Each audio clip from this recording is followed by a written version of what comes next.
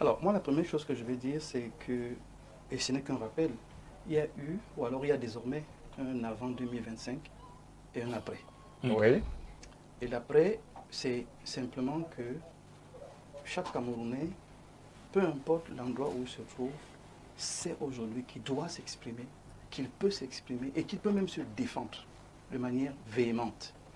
N'oubliez pas que les 43% ou les 45% ou les 47% qui sont donnés à l'opposition concernent tous les Camerounais dans toutes les strates. Donc la sensation ou l'expression de Y'en a marre, c'est chez les ministres, chez les directeurs généraux et chez le Camerounais lambda. Est-ce qu'il peut avoir un parallèle avec la situation du port, Jean-Moïse Mbok? J'arrive, Stéphane.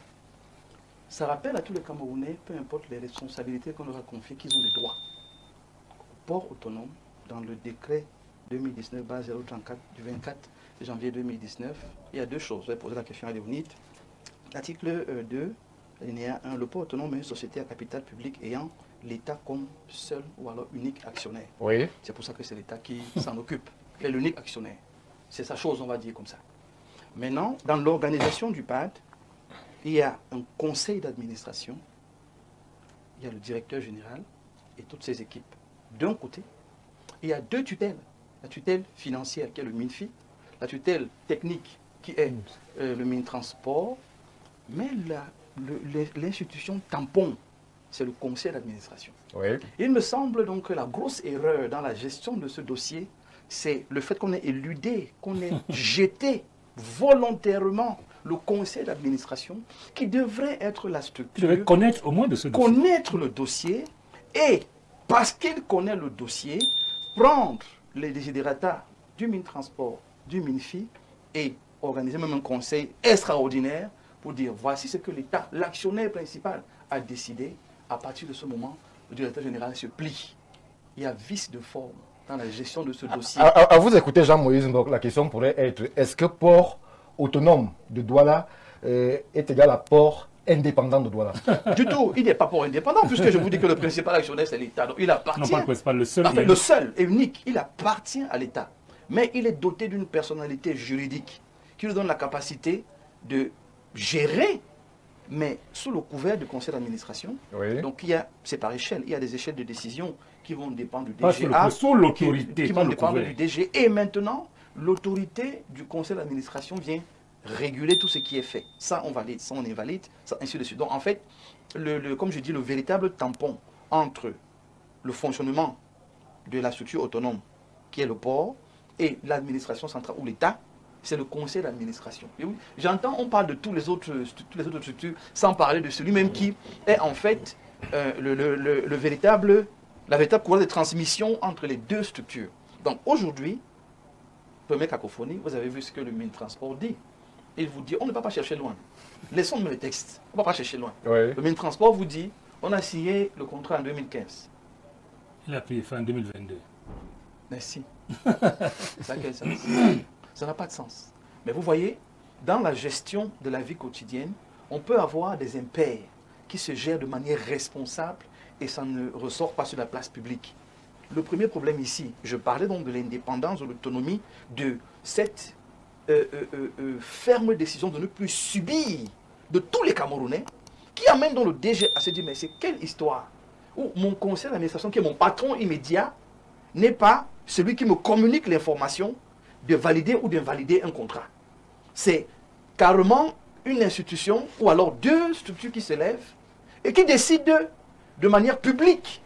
Stéphane, il y a un volet. À ce niveau, Jean-Moïse Mbok, est-ce que c'est la vérité qui est restituée? Puisque si l'on s'en tient à la chronologie, c'est quand même la direction générale du port autonome de Douala qui s'engage à résilier le contrat de SGS sans que le texte de loi ne lui donne cette compétence. Est-ce que le port qui résilie de façon unilatérale le contrat, je suppose, puisqu'il y a un conseil d'administration que vous évoquez, est au courant de ce que ce n'est pas lui qui a compétence pour résilier un contrat qui a été signé par l'État du Cameroun et que même s'il faut aller vers le sens de la résiliation, il y a une démarche technique qui devrait amener à ce que le conseil d'administration envoie sa doléance vers la tutelle ici, transport, MINFI, qui elle-même va envoyer vers justement les services du Premier ministre qui vont se pencher sur la question et donner l'orientation qui est celle du gouvernement, puisque c'est lui, et vous l'avez d'ailleurs dit, qui est le seul actionnaire.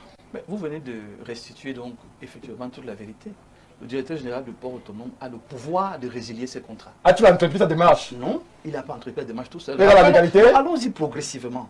Il a ce pouvoir. Oui. Seulement, il doit se référer. D'accord? Mais ça ne lui enlève pas le pouvoir qu'il a. Il a ce pouvoir de par les textes. C'est là. Il a ce pouvoir. ça. Maintenant, à partir de là, quand je dis, il faut qu'on évite la confusion et la cacophonie. Vous savez, avant 2025, on se levait, on disait d'ordre du chef de l'État. Même maintenant, même maintenant. Non, avant, on disait ça. Encore, Non, on disait ça et ça passait comme lettre à la poste. Ça ne passe plus, Stéphane. Parce que tout manager a son document. Quand vous me dites, Stéphane, vous me dites que vous êtes là, c'est vous qui présentez. Et le caméraman vous dit que vous n'avez pas le droit de relancer vos panélistes. Il y a un problème. Parce que vous avez le droit de le faire. Maintenant, si le PDG dit, je veux une émission où on ne relance pas les panélistes, il en parle avec vous. On est d'accord? Oui. C'est comme ça que ça marche. Donc, à ce niveau, le DG a le droit de résilier et d'engager un nouveau contrat. Je vous rappelle simplement rapidement, parce qu'il faut rappeler les faits. Et je dis que ce qui se passe, l'aîné l'a dit, c'est une histoire politique. Le drame du Cameroun, c'est que on évoquera les aspects politiques plus tard. Restons d'abord sur les aspects techniques. Voilà. Puisque c'est un dossier à la base qui est technique, où il y a des procédures à respecter. Sur les aspects techniques, le DG a le pouvoir de résilier un contrat. Oui. Seulement, sur la question de la SGS, qui semble être dans un dossier Il peut résilier un contrat dont il n'est pas signataire. J'ai dit, mais écoutez, l'administration vit dans la continuité.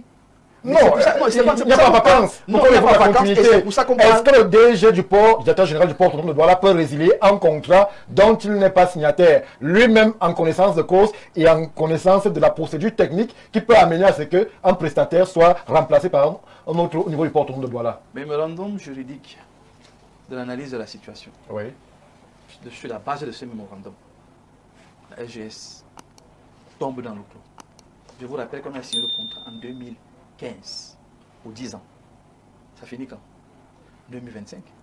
Si maintenant... Attendez. Il y a Attendez. S'il vous plaît, on va aller doucement. Il va Si chuter. maintenant, Si il y a eu une situation comme ça peut arriver, c'est pour ça que la loi a prévu les avenants. Quand il y a donc une situation compliquée ou complexe, Stéphane, c'est là que le bas blesse. C'est que le DG a dû écrire à son conseil d'administration pour dire, voilà, moi voici les textes que j'ai.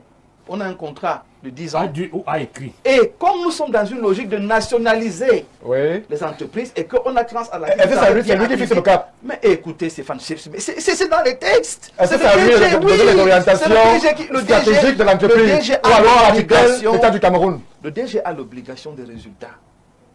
Et je vous rappelle simplement, vous voulez qu'on aille sur les faits d'abord. Allez-y. Les faits d'abord, c'est que les pouvoirs que le DG a, et je prends le terme de monsieur le maire, il est sous l'autorité du conseil d'administration.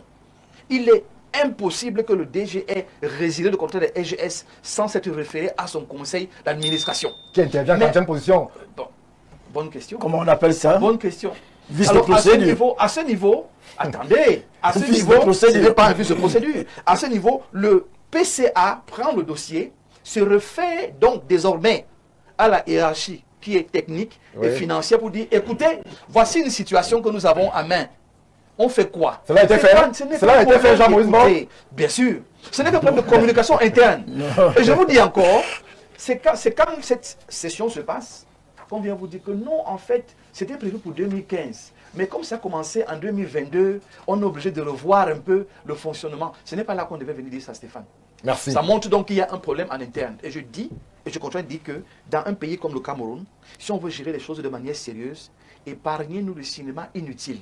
Merci. Tous les ministres, quelques ministres d'État ou premiers ministres qu'ils soient, sont des serviteurs de la République. Et quand on sait une République, il faut s'imposer la cohérence administrative. Dans cette cohérence-là, quand le DG pose cet acte, il y a quand même un travail qui doit être fait en interne. Si vous estimez qu'il ne doit pas le faire, ramenez les procédures de manière simple et juste. N'en faites pas un spectacle qui humilie l'homme et qui est obligé de se défendre et puis ça part dans tous les sens. Aujourd'hui, pendant que nous parlons, et je sors par là, il y a une lettre qui vient de la présidence. Cette lettre devra d'abord Qui être vous authentifiée dit- Non. avant d'être évoquée, Jean-Maurice Bob. Merci. Nous Donc, sommes il y a dans un une pays, lettre. dans un pays Déjà, où il y a attendez. trop de manipulations. Nous avons eu au sein de notre rédaction la même lettre et elle est en cours justement d'authentification. Merci. On va rester prudent. Toujours est-il que il y a cette lettre qui arrive, qui dit que le chef de l'État a dit oui. A donné son oui. Et il y a le MINFI qui sort, et qui est justement le doyen, il a dit, je suis d'accord avec lui. Je laisse la justice faire son travail. Il y a le Mintransport qui vient, et qui dit, on a décidé que c'est comme ça que ça se passe. Ça fait 3 communications contradictoires. Je dis, Stéphane, peu importe comment on prend cette affaire, il faut que ces gouvernements arrêtent de se moquer des Camerounais. Merci Jean-Moïse Mbok. C'est toute notre préoccupation.